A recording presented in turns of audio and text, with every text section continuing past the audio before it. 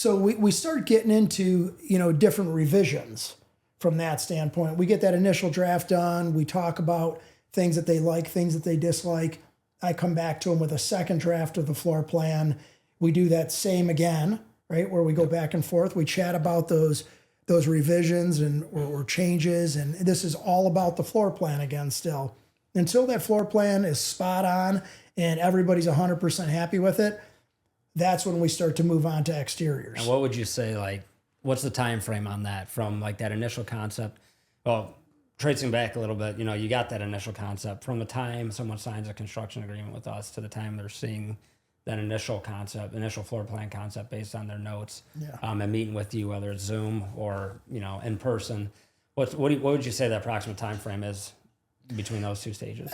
I'd say, it's very dependent on client and how much additional ideas they've come with since, the construction agreement was put together. But the simplest design is going to be maybe 2 weeks.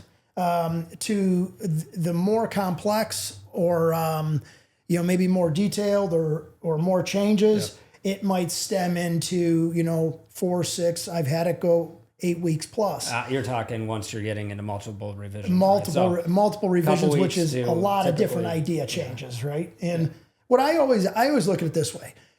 I want to take things at the client pace, right? I don't want the client to feel like they're, forced into oh my gosh, DJK's got to have this plan done in 30 days. We would love it done in 30 days. That's the time frame that keeps us completely on task with a schedule that's conveyed early up front, right? But when we convey our schedule, we try to say, hey, this is kind of the baseline of how things could go. But like you said, everything's at the client pace. There's a lot of people that want to mull it over for quite some time, and they're consistently getting ideas, revision after revision after revision. Vacations come and play and all that stuff, we've had right? that where it's like, hey, I'm going, to Europe. I'm going to be gone for 2 weeks. 4 weeks or whatnot, and we'll revisit, we'll resume. We're just looking at that's okay. We're not gonna freak out about it. It is what it is, and we'll keep that design rolling. And even sometimes when people go out of town, I'll tell them, hey, before you go, let's have a quick meeting so that I can be busy while you're gone, and getting to the next review to just keep some pace going on it. Yeah. So we go through anywhere, I'd say it's probably anywhere from 3 to 10 plus revisions, depending on how complex the home is, how many different ideas. 6 is my key. If I can have it done in less than 6, I kind of call that, okay, you're on task with kind of normality, right? So we finalize that floor plan. We, get through those multiple revisions, get a floor plan that's solid. Then we say, essentially, hey, let's move on to elevations. Correct. That's when we give the architect kind of the green light, say, hey, okay, here's our, the architect already obviously has at this point, he's got our elevation notes from the contract. Whatever was in the construction agreement, and we might add to that, say, here's where we're at today, based on, the conversations we've had with the clients. This is kind of our wish list for the elevation. Let's get some elevations put to the floor plans. Those elevations come through and then kind of restarts that process a little bit with refinement, right? We're taking those elevations, say like, this looks great, but we're thinking these things here. We want to see more, steeper roof pitches, or we want to, and what I was going to say is sometimes their elevations, like one of our clients, may come to me initially at construction agreement phase and be looking for a very, timeless style exterior home, right? But, then they kind of convince ultra-modern home, kind of convince themselves through the process, that they just fell in love with ultra-modern, and sometimes that elevation change may force some floor plan changes, right? Because of the ins and outs of the elevation. I love 360-degree architecture. I like thinking of all sides of the house, not just the front. You see so many homes that are they look great from the front, but they're boring on the other 3 sides. So we're always thinking of that. But again, if you change design styles, ins and outs, things of that sort, it could modify the floor plan, which sometimes just backs us up a little bit, right? Because I've got to take and do some shifts to the floor plan to be able to get it to work with those elevations. So we've spent several revisions getting the floor plans done. We've then moved on to elevations, got those elevations refined. Yeah.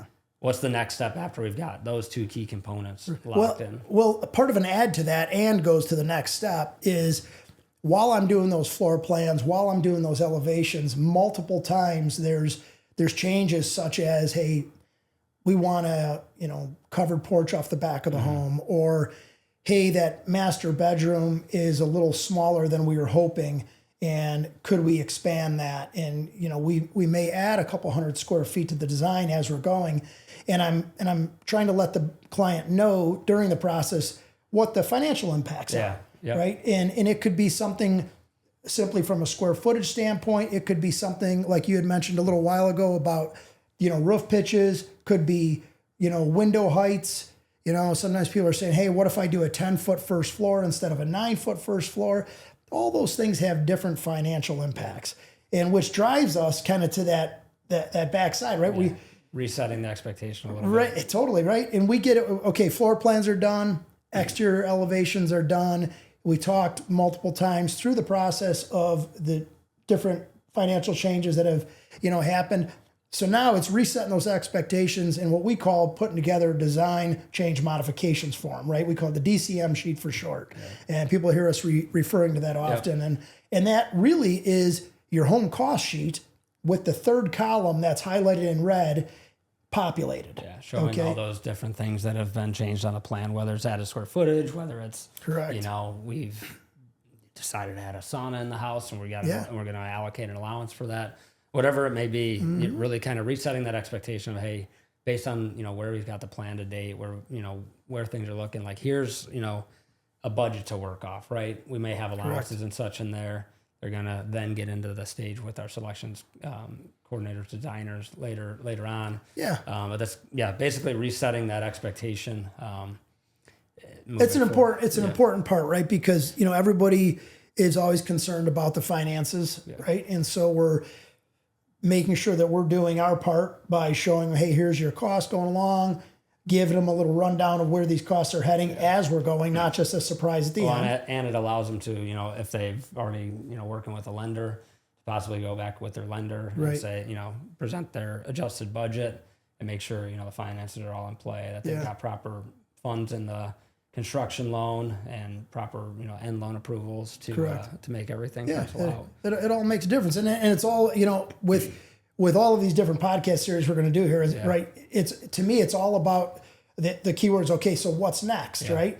And so you get to that's what's next of this process to the next process is really getting down to, okay, now we're done with the architectural design. We got through the preliminary drawings. We've finalized it. We got the costs all ironed out. Everybody's pleased with where we're sitting financially.